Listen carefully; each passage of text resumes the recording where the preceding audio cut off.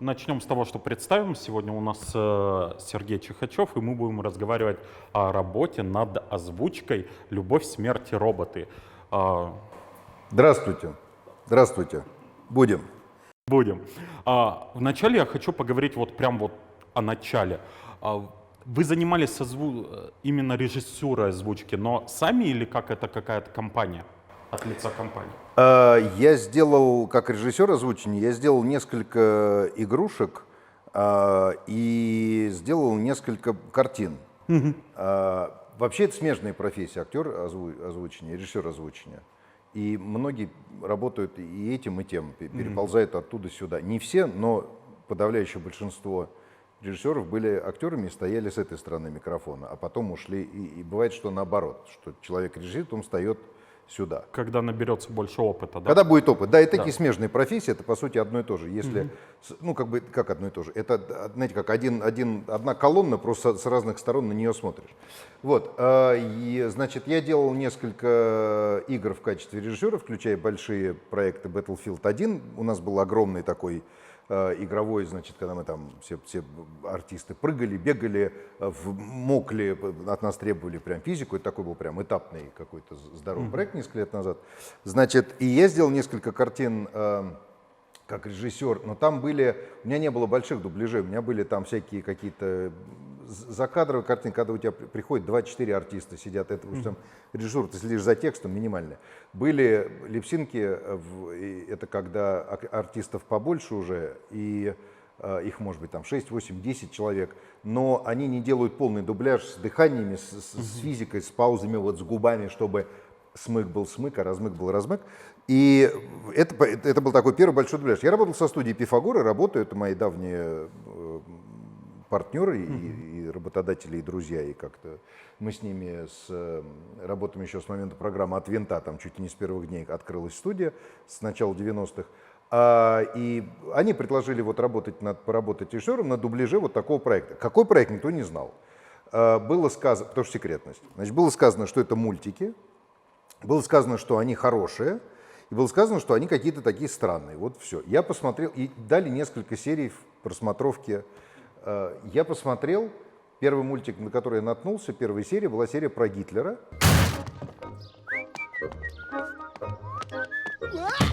И я влюбился сразу в этот «Любовь, смерть и роботы» мгновенно. Затем работа эта долгая, потому что там приходят тексты надо укладывать, приходит серия надо отсматривать, ты готовишь, ты пишешь, пишется каст. Каст этот утверждается, студия выясняет, доступен ли артист. Каст утверждается Netflix заказчиком. Мы писали 2, 3, 4 актера на роли пробы, соответственно, выбирает заказчик, там не мы выбираем. И дальше, когда-то это дошло до записи, мы записали первый кусок, мы записали второй кусок. Там 5 серий, 6, всего их 18 в этом самом. И не было совершенно понимания, что это. А потом вдруг бах, приходят последние серии, они уже не в просмотровом таком варианте, простеньком, где и графики нету, где, в общем, и титров нету, ничего. У тебя приходит, а там смотришь, а там продюсер натуральный Дэвид Финчер и Тим Миллер. И тут стало понятно, почему они такие клевые. Почему они... Вот.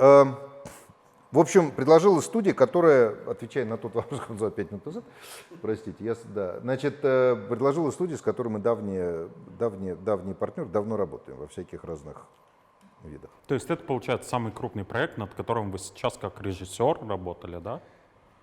Крупный, понимаете, это трудно сказать, что значит крупный. Нет, по часам крупная игра, потому что ты где-то компьютерную игрушку, и ты сидишь там все лето. Перебью, прошу прощения. В плане именно работы с актерами озвучки, то есть их, получается, очень много было на каждый эпизод. То же самое, на большом игровом проекте их больше, может быть. Здесь все вместе, здесь такая работа получилась очень тщательная, из-за того, что проект отличный сам по себе, то есть ты смотришь и понимаешь, что это бесконечно талантливая история, что она сделана людьми, которые талантливы, черт возьми. И большие молодцы продюсеры, что поставили на эти таланты, не стали бояться в разных странах, разных авторов, значит, которые работают в разных техниках. Они вдруг повытаскивали и вдруг взяли на себя риск, то, чего сейчас, на мой взгляд, не делает практически не одна большая студия, взяли на себя этот риск вытащить вот эти вот талантики. Соответственно, это был первый раз, когда просто такая ответственная работа, что ты понимаешь, что это бесконечно клевый, талантливый материал, его нужно сделать очень тщательно технически в дубляже, чтобы смык это смык, а размык это размык, потому что в играх это не очень смотрится, никто там УТК там тебя простят.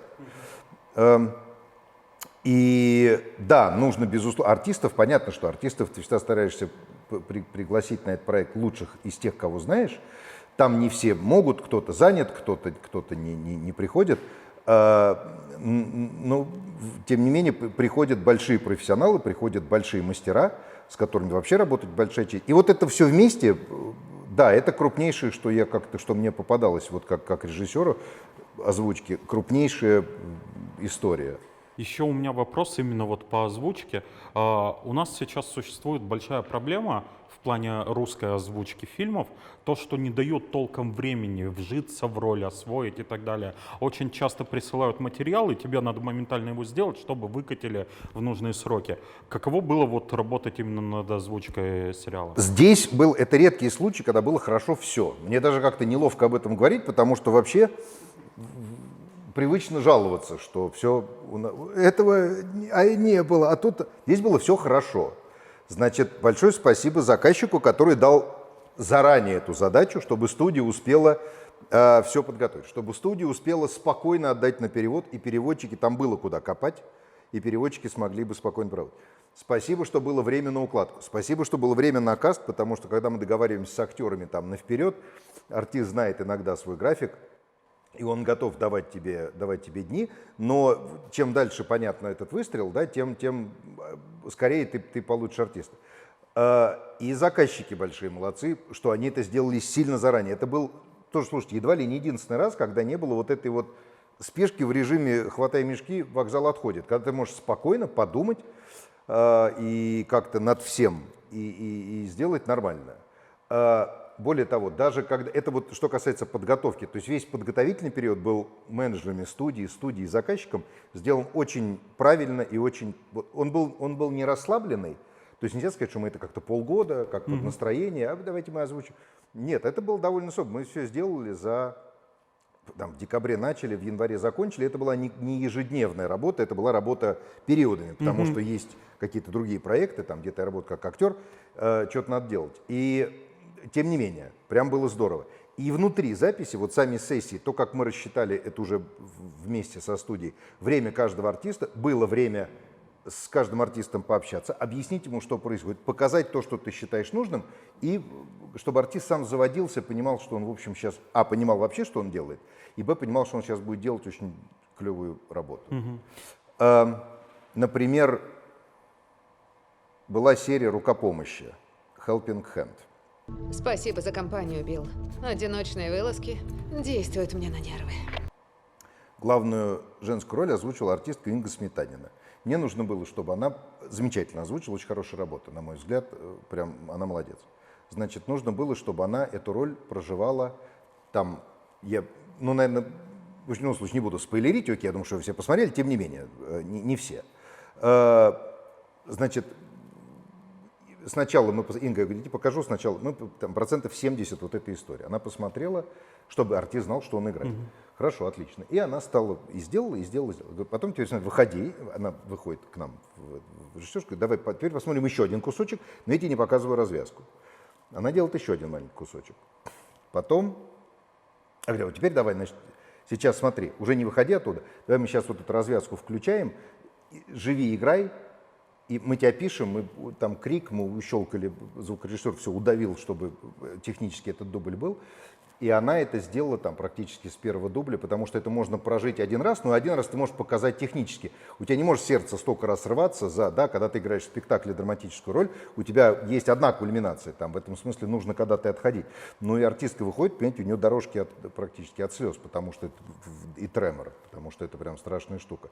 Очень-очень-очень здорово, что у нас было время показать дать прожить, показать, куда дать прожить и так далее. Я как раз вот и хотел поговорить об этом. То, что имеется столько времени, вы можете как раз вжиться в роль и передать все эти эмоции и так далее. И хотел как раз привести к этому, задать этот вопрос, как они Ну, вживались. мы, видите, сами вышли. Очень хорошо. Короче, все хорошо. Вот это редкий случай, когда все прямо, все было хорошо, чему я прямо очень рад. Очень хорошо. Там были замечательные переводчики, которые хорошо сделали свою работу. И я это выяснил только, когда полез сам ковыряться, копаться в переводах. Там серия называется «Aquila Rift».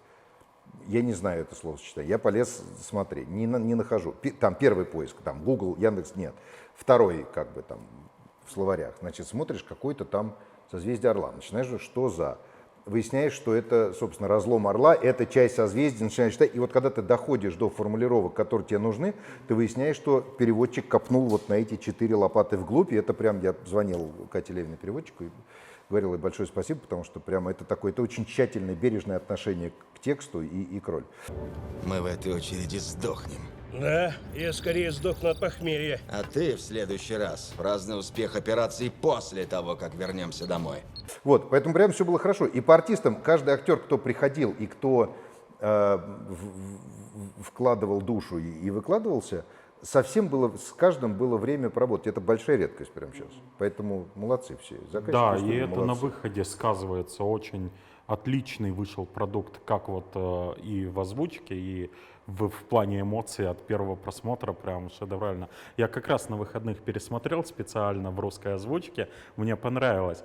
Почему это мы уже обсуждали, почему я впервые это посмотрел в оригинале с английской озвучкой? Потому что когда я дошел до эпизода про котиков, вот, Эпизод про котиков — это эпизод про роботов. Я правильно понимаю, что да, 3 всё робота верно. называется Вот. серия, и там всю серию ходят роботы, и все это называют эпизодом про котиков. Так. Вот. Суть в том, что когда ты смотришь в оригинале, там идут именно американские шутки, то есть и голос Google переводчика и так далее. И когда ты начинаешь смотреть в русском переводе, там уже идет именно локализация под Россию. Алиса начинает говорить, наш переводчик. А ты симпатичная. Скажи терабайт. И мне в целом все понравилось, но хотелось вначале посмотреть оригинал, что как там хотели передать. Получились, это неожиданные получились, точнее так, как неожиданные. Значит, голос Алисы, да, Таня Шитова, замечательная Да. артист, которую ее приглашали, она писала пробу, ее утвердили, но был всегда большой вопрос, то есть как бы вот предлагается артистка. Эта фишка, мы ее знаем, мы знаем, что она появится, мы знаем, что это будет здорово.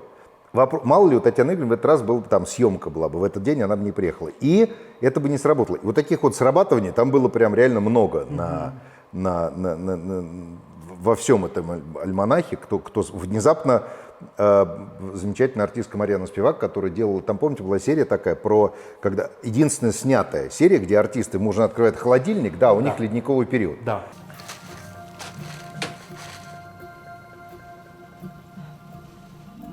О, боже.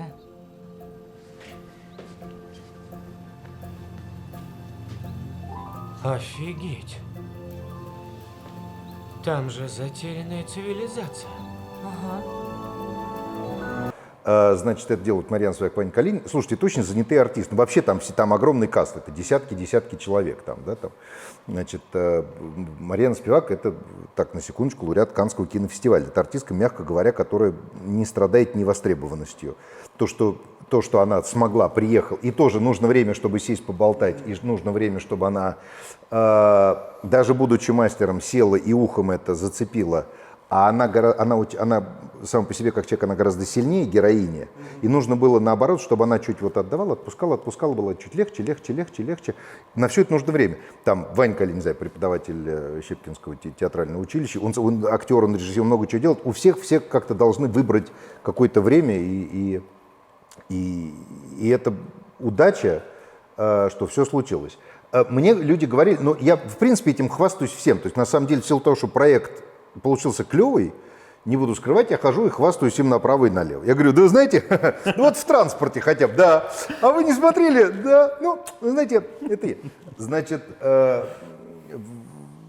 там, например,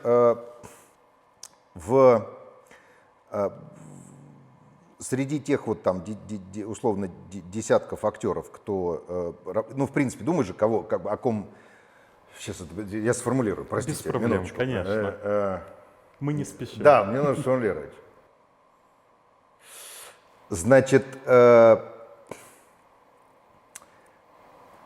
еще раз, простите, я начну мысль с самого начала. Значит, в силу того, что я все равно хвастаюсь этим проектом всем, хожу и хвастаюсь. Я за него горд, я ему очень радуюсь и так далее. Значит, я, естественно, всех своих всяких и знакомых, и друзей, и приятелей, я всем говорил: ты смотрел? А вы смотри. И мало того, что оказалось, что да, все смотрели, он по миру зашел очень здорово, потому что прям не в дубляже, а просто как шедевр. Мне, например, некоторые мои там знакомые говорили, что мы услышали озвучку, которая была такая классическая озвучка. Потому что, в принципе, «Пиратов», например, обычно смотрят больше. Или сравнимо с... Когда выходит какая-нибудь серия какого-нибудь известного сериала или какой-нибудь такой нашумевший проект, вот есть кинотеатральный или такой официальный дубляж, где много-много ограничений, где нельзя сказать слово, так сказать, на букву «Х», слово на букву «Б», ничего нельзя сказать, ты вынужден. Да? А есть пиратка, есть пираты, которые все это можно. И если человек ругается в кадре, потому что ему, так сказать, на ногу упал наковальня, он и ругается в кадре. Никаких вот этих вот рядовой... Семенов, неужели вы не видите, что на голову вашему товарищу капает расплавленное олово? Нету, там человек прям ругается. И поэтому пиратские озвучки, в том числе многие, предпочитают при прочих равных, они живее. Там живее язык, там нету лимитов, нет ограничений. И вот это был редкий случай. Мне несколько человек сказали, что вот эта озвучка прям такая, она как из детства. Она такая, ты идешь, и она прям получилась классической. Это к тому, что вот все прям удалось, все прям хорошо. Согласен. Я причем смотрел-то повтор в Винстрайке, Винстрайк Арена, и мы включили прям на большом экране, смотрели здорово, и ко мне подошел один из администраторов и говорит: а что вы не смотрите в озвучке? Неважно кого. Я говорю: ну, потому что и так отличная озвучка, мне нравится, супер. Он говорит: ну, там мат есть. Я говорю: ну и фиг с ним. Это тот случай, когда мат не добавляет. Я спрашивал, а где Да. где там? Ну, мат всегда уместен, его не хватает в военных историях. Вот там была серия «Счастливая тренажка», это Lucky 13. Там была серия про наших бойцов, история во время Великой Отечественной, там где-то в Сибири, где-то там за Алтаем. Ну, понятно, конечно, люди, когда они умирают, и когда они дерутся, и когда, да, там в жизни они разговаривают матом. В кино нет. В этом смысле у нас сакрализована вся эта лексика, да, у нас мат — это прям мат, вот эти 4 запрещенные, значит, корня Роскомнадзором запрещенные нельзя. В Америке он уже, в английском языке он десакрализован, и это звучит уже, я думаю, что этот процесс такой вот этой десакрализации продолжится, и у нас через там десятилетие будет то же самое, потому что, в общем, как только ты прекращаешь в это вкладывать какие-то негативные смыслы, или не вкладываешь их в таком объеме, да, язык, как, наверное, живет в сторону все-таки такой универсализации. Да. Так же, как феня, условно говорят. Да? Сначала сленг коробейников, затем совершенно четко, ярко выраженный какой-то тюремный такой лагерный сленг, а потом нет, вполне себе нормально уходит в народ и уходит. Ну вот, так вот здесь пиратская озвучка ничего не добавляет. Здесь нет таких мест, где нужно прямо жертвовать собой, потому что я не могу сказать 4 корня на букву, значит, Х, Б, П. Нет. А не в обиду будет сказано пиратам, актеры у нас лучше. Те, артисты, кто вот здесь работает, это прям актеры, которые умеют играть, и они лучше. В этом смысле, я думаю, что, может, поэтому тоже мы победили, черт его знает. Многие смотрели, люди, редкие случаи, переключались с пиратов на нас, наоборот, на легальную. Это прям такая радость была, нифига себе.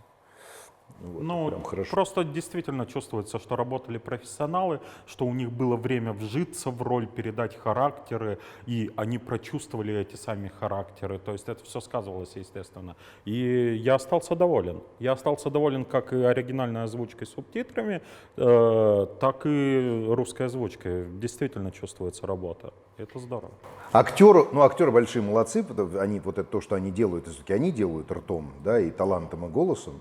Актеру, конечно, легче, когда он видит, что там в исходнике здорово. Когда актер видит, что там в исходнике хорошо, что это талантливая история, он подключает как-то себя. Когда она четко сделана жанрово, еще легче актеру, потому что он четко понимает, в какую игру он играет. Значит, вспомните серию про там, где аниме, там, где лиса-оборотень.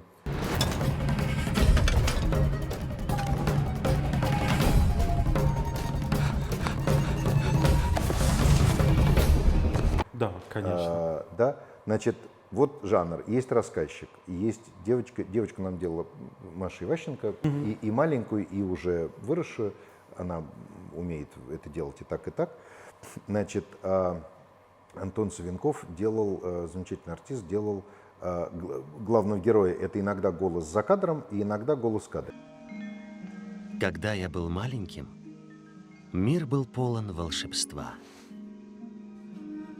Мой отец был охотником, одним из тех храбрецов, что защищали человечество от злых духов.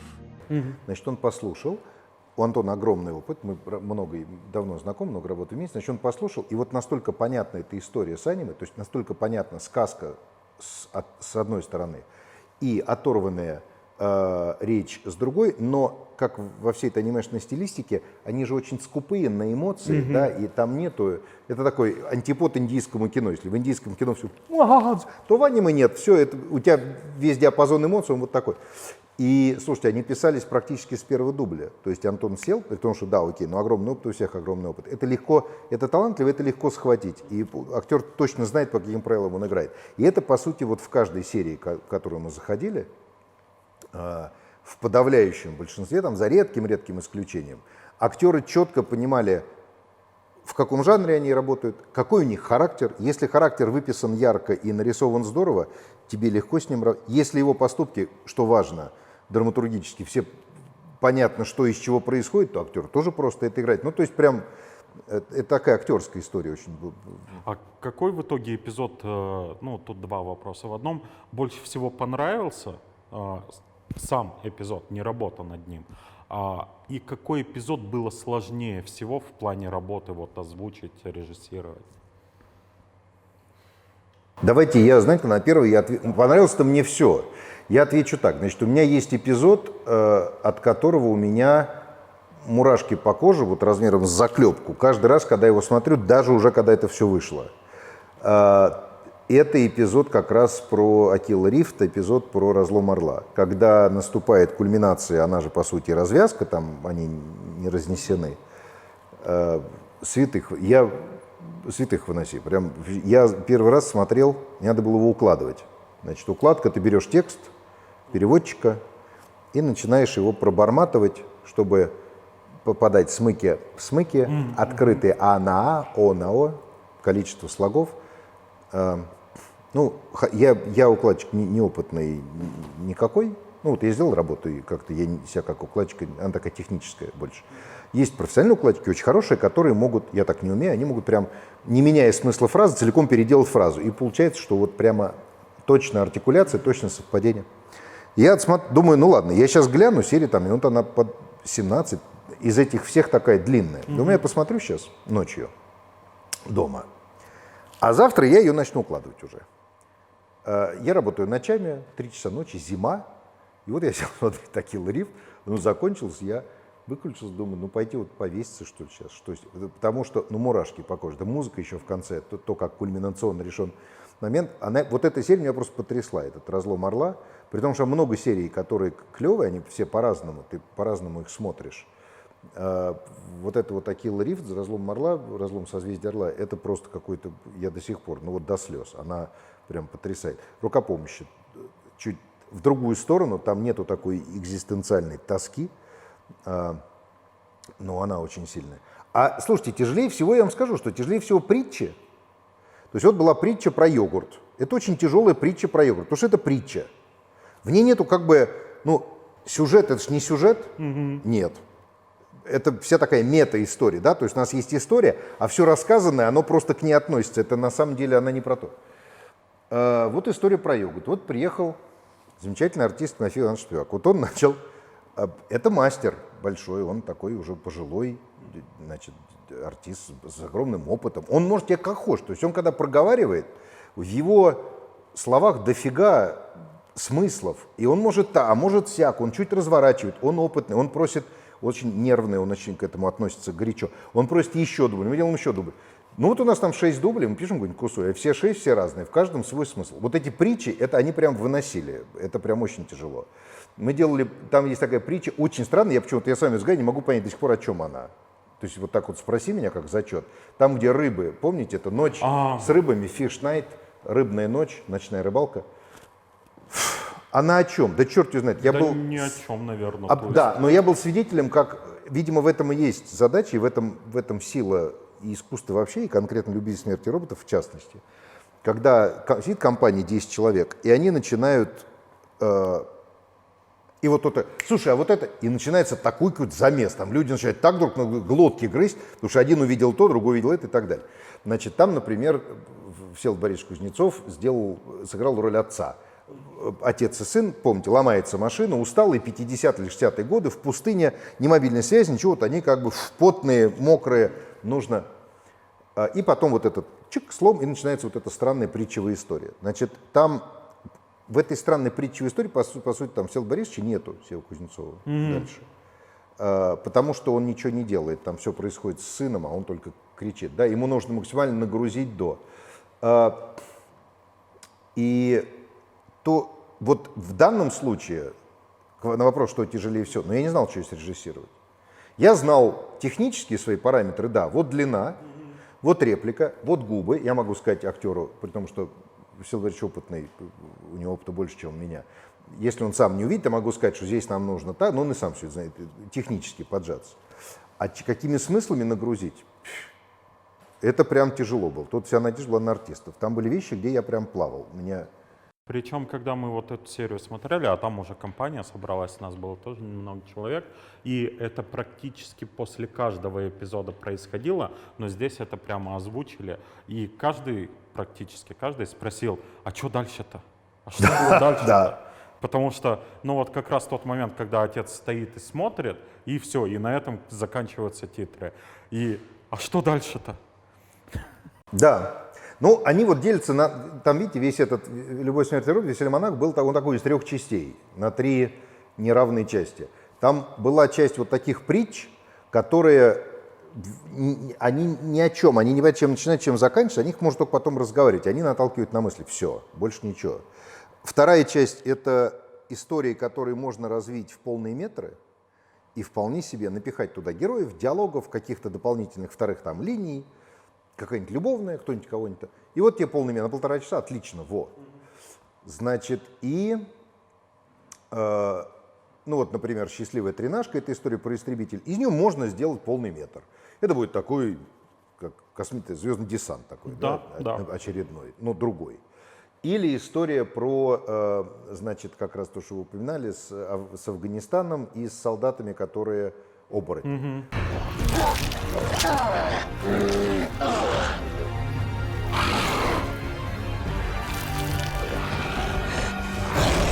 Можно сделать красивый полный метр, потому что там в каждой ключевой точке истории можно сделать свои ответвления, можно сделать свою предысторию, а кто местные Вервольфы, а кто наши, и флэш, как угодно. Да, куча всяких И про планету, вариантов. где куполы, вот, тоже можно...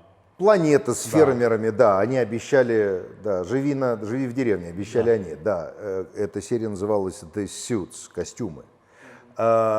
Все верно, это такие полные метры, которые волшебным образом упяканы в короткие метры, и из-за этого вот это как уваренная, я не знаю, как уваренный виноградный сок, вот становится какой-то чурчхелый такой, да, и такой концентрат вкуса. Тебя постоянно держат в напряжении. А третья часть — это короткий метр, который только короткий метр. То есть его не получится. Вот Акила Рифт, это «Разлом орла», как только вы его растянете в условный Солярис по хронометражу, все развалится. Вы не сможете держать столько зрителя за нервы, потому что история вся рассказана, и дальше только вопросы. Ну вот они такие из 3 частей. Я, возвращаясь к вопросу, что труднее всего, вот эта притчевая часть очень тяжелая, потому что артистам очень трудно что-то объяснить, если они будут спрашивать. К счастью, артисты опытные, они все слышат, и, к счастью, там мое вмешательство было минимальным. Вот, ну вот про понравилось я тоже ответил, про то, от чего мурашки. Мурашки вот. А Гитлер самый смешной. Отлично. Смотреть, как убивает Гитлера, можно бесконечно. Да, причем каждый, с кем я не общался, когда только вот он даже не посмотрел вот первые моменты этой серии, каждый, блин, действительно надо такое приложение, отличное. А Гитлером был артист театра сатиры Константин Валерьевич Карасик. Замечательный. И он как-то сначала, он когда пришел, и как-то, Костя, он так... Ну, понятно, в принципе, если артист приходит и смотрит, что ему делать, значит, Кость, вот как вот объяснять? Значит, смотри, ты Гитлер, ты полный дебил в кадре, в жизни мы знаем. Значит, ты выглядишь как дебил, и тебя убивают 6 разными дебильными способами. Погиб при падении метеорита на Землю.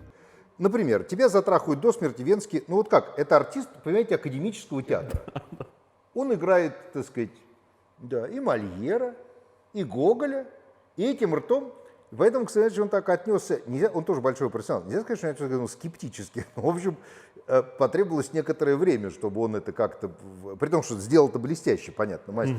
Но потребовалось какое-то время, чтобы он понял, что это не над ним смеются, это такая не внутренняя шутка, а это как бы мы вместе. В общем, Гитлер очень, самый смешной Гитлер был. А там другие как раз и драматические или философские, а Гитлер это как раз смешной.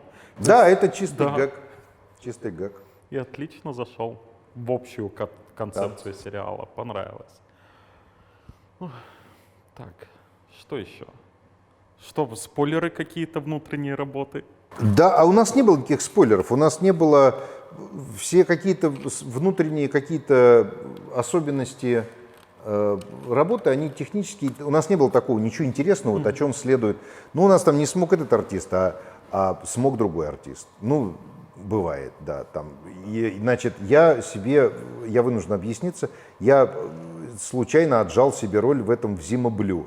Вообще, не то чтобы нехорошо, все это делают тоже, все режиссеры что-то как подзвучивают в своих в то, что делают в дубляжах.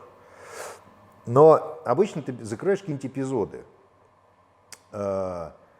И уж точно с этого я не был настроен никак начинать, потому что, естественно, ну понятно, взял себе, просто взял себе хорошую штуку, да и как бы, ну да, понимаем.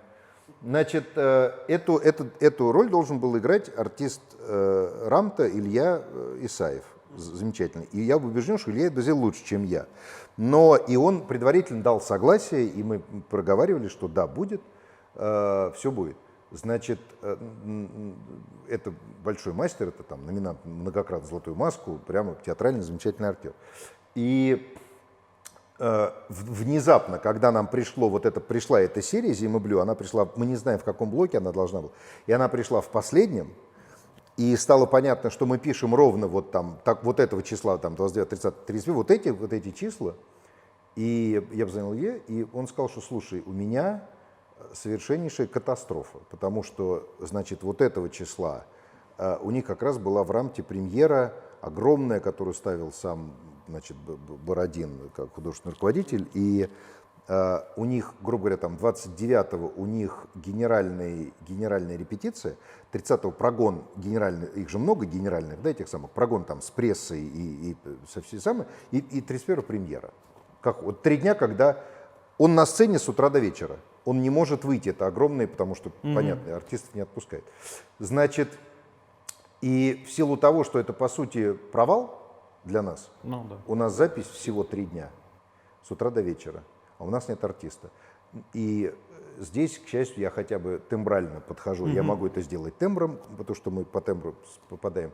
И мне, конечно, легче, потому что я это смотрел 10 раз уже. Я его укладывал, я его смотрел, у меня было время расставить дыхание, все сделать, порепетировать себе спокойненько.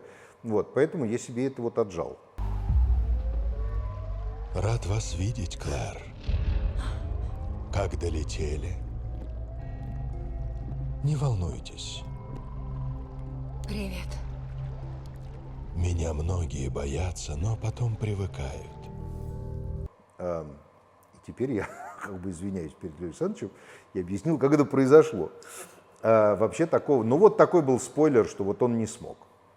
Но «Зима Блю» сам по себе очень такой хороший эпизод. Тоже именно притча, кстати. философский, да. Тоже притча. Да. Вообще ничего не понятно. Мне тоже он, ну, он мне понравился один вот из фаворитов. Именно вот из притч. Не знаю, мне все они понравились, все хороши по-своему. Про притчи больше всего спорят.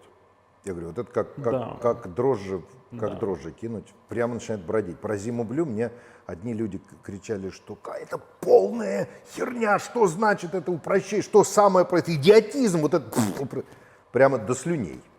Понимаете, казалось какой-то мультик. Кто-то говорил, что да, слушай, точно, я посмотрел, точно. Ну, Блин, отлично, оно пробирает. Прямо вот. А мурашки там много где, мурашки почти везде. Там еще так здорово, все-таки Финчер, там еще так здорово сделано технически, вот режиссерски, не технически, что там эти мурашки-то они часто. И когда ты смотришь серию, вот эта серия про Сибирь, да, когда открывается в конце то, что открывается, Да. не будем спойлерить, да, с музыкой и шумом, когда ну, у тебя то же самое, шерсть дыбом на затылке. Ну, вот. В общем, у нас, слушайте, кроме вот там каких-то... У нас обычная рабочая обстановка, все было хорошо. Вот у нас была одна такая вынужденная замена. Было пару замен, когда артисты просто был, ну, конфликт графиков и не смогли. Там кто-то не смог. Значит, было очень забавно. Поэтому никаких нет спойлеров таких, вот скандалы, интриги, расследования нет. Значит, было еще очень забавно, тоже, кстати, это характеризовало хорошо работу, потому что обычно это признак хорошей работы. Приехал артист Денис Александрович Некрасов озвучивать историю про свалку. Замечательно. Вы помните, да? Это конечно. бесконечно милый мультик про собачку. про свалку. Давайте, вы все время спойлерите, а вы не спойлерите. Значит, и он озвучивал инспектора самого. И вот пошли все с большим опытом, там неопытных было раз-два и обчелся. Значит, и вот пошли, и артист работает. Он видит эти залысины, пот, жара. Помните, там первый кадр, это давится опоссум, там крыса, да. там не опоссум, там поссум, который бежит. Да не съехали, твари. Я позвонил шерифу, пусть он их вышвырнет вместе с детьми. Ай, черт, проклятие. Значит, там он давит крысу ботинком. И он живет в этой серии. И на каком-то этапе, примерно с половины серии, слышно, что Денис Александрович влез в эту роль, все, он делает то, что должен. Прямо 100%. Если вначале были какие-то недочеты и были какие-то вопросы, то сейчас вопросов нет. И он доделывает до конца, все заканчивается, и только я открываю, у нас все по времени, прямо еще раз повторяю, прямо студия, все отлично, мы все запланировали, у нас есть еще ровно там 10 минут. И только я открываю рот с просьбой, давай, может, мы сначала как бы еще раз вот кистью, как он говорит, слушай, а давай еще раз я вот это только начало перепишу. И он пошел по второму кругу. И это, когда время позволяет, мы это делаем. Это хорошо всегда, потому что ты уже в характере, ты с ним сжился, и ты точно знаешь, как бы этот характер, уже точнее знаешь, что этот характер делал бы в начале.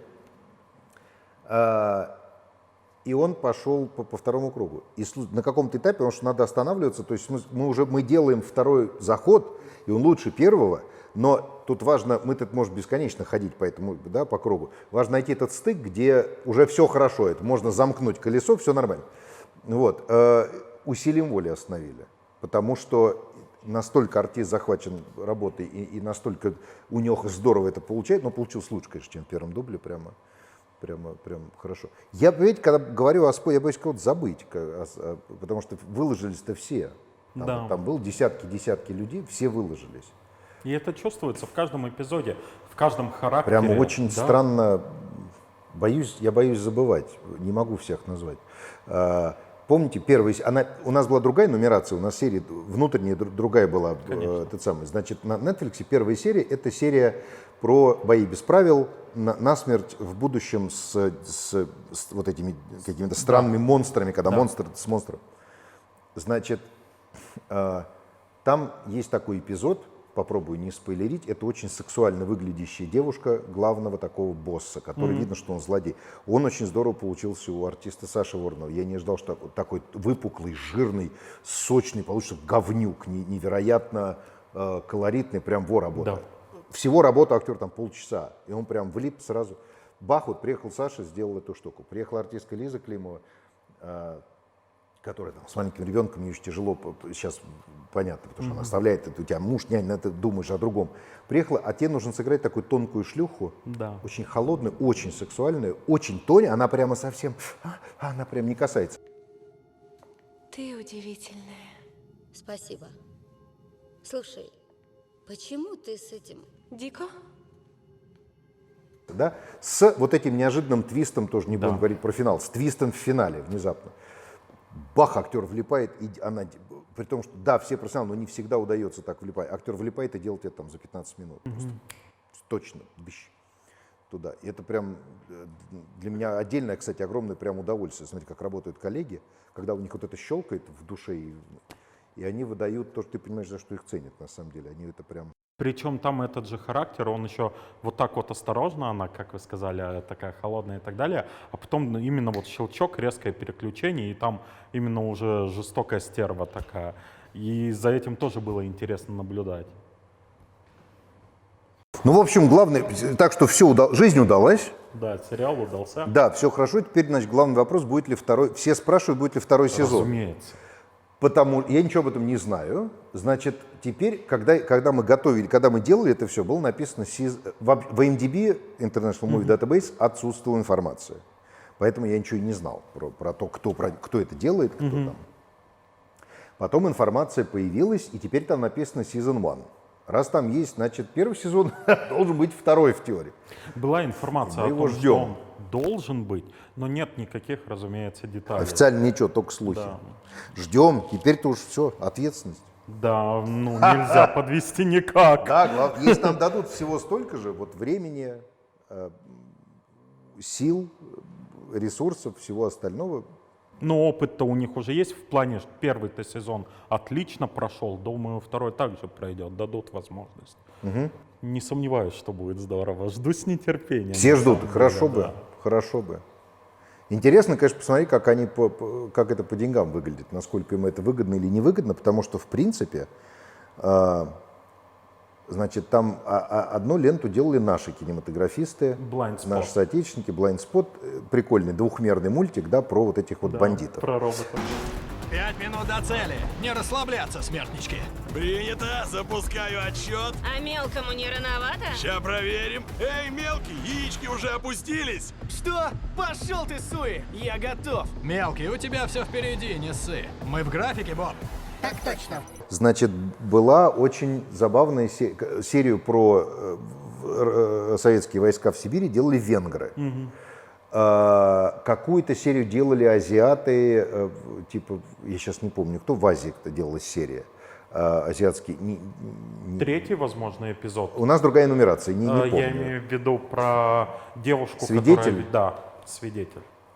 Свидетель, кстати, прикольная, кстати, история, мы что-то про нее вспоминали. Я Там 90%, обычно, когда актер приходит, у него все-таки какой-то, больше всего у него текста. Да. А там 90% это звуки, это дыхание, бег, крики, крики, опять бег, дыхание, стоны, крики. Там мы когда ее писали, останавливали, значит, Аня Киселева писала, замечательно писала девочку, Володя Голицын писал вот там «он и она», как бы, да, писал. У них каждую минуту были кислородные удары. Потому что если это же гипервентиляция легких, когда ты делаешь вот это. Давай, Ань, бежим. Человек не бежит никуда, через 30 секунд у тебя вертиго, у тебя кружится башка. То есть там прям реально, гипервентиляция, надо останавливаться. Интересная серия, что-то забыли про нее. Да, может быть, ее, не помню, кто-то делал. Я к тому, что у них, слушайте, это производители не очень дорогие. Если мы берем стоимость труда в Венгрии, в Российской Федерации, там в Азии, стоимость труда аниматоров где-нибудь там в Голливуде, то это, понятно, да, там в Калифорнии дорогая жизнь. Конечно. Вот, очень интересно, как они по деньгам, как они... Причем, говорят, у каждого эпизода, кроме Blind Spot, имеется именно оригинал. То есть это какие-то малоизвестные истории, сюжеты, рассказы, которые вот именно перенесли в короткометражке. Там в титрах указано, действительно, у многих историй есть поклонники уже просто поклонники в печатном виде, как у sci-fi, как у литературные поклонники. По-моему, это там ничто до этого не рисовалось, то есть ремейков не было, это не ремейк. Ну, в общем, ждем второй сезон. Да, а я как раз... С нетерпением. Еще раз вернемся к тому, что я смотрел в Винстрайке, да, мы сидели, как раз смотрели, и один из людей как раз знал о том, что есть какие-то оригиналы и так далее, и у меня после этого уже появилось желание прочитать их, ознакомиться, потому что действительно интересно, как развивались многие вот сюжеты. Ну вот та же «Охота» про перевоплощающихся, или, не знаю, да все сюжеты интересны и хочется узнать, кроме вот про космос, ну там органично, там достаточно. Потому что чуть больше, чуть меньше и уже не то. Да. Там лучше не знать, что потом, это правда, да. Тяжелее, так, кстати, это, пожалуй, вот эта штука была, наверное, самая тяжелая актерски, потому что сформулировать-то ладно, сформулировать тяжело. Девочку писал Таня Абрамова, мы специально встречались, несколько раз репетировали, но я объяснял, что, как бы, что будет, потому что нужно актрисе было под определенным ключом заходить уже в запись, уже чуть-чуть зная, но при этом я не должен был ей спойлер, то же самое, я ей не показывал ту серию целиком. И Вадим Медведев делал мужскую роль, то есть все делали они прям хорошо, но если мы возьмем эту человеческую историю, это такая драма, которая потом выливается в такую трагедию, что, пожалуй, для актеров, наверное, это была самая такая сложная история, потому что там нужно очень точно, в исходнике очень точно сыграно голосами, никто из них не переигрывает, и ты поэтому веришь, то есть это живые люди с живыми переживаниями, вот они были любовниками, вот они любили друг друга. Для актрисы, когда ты говоришь актрисе, что, слушай, вот смотри, у тебя есть героиня, красавица, блондинка, потрясающе выглядит, длинные ноги, у вас будут постельные сцены, то есть мы тебя прям увидим целиком, ты красавица, ты прям чистый секс. И у тебя был мужик, и он выглядит здорово, они специально нарисованы такой мачо-мачо, он со щетиной, космический, значит, капитан.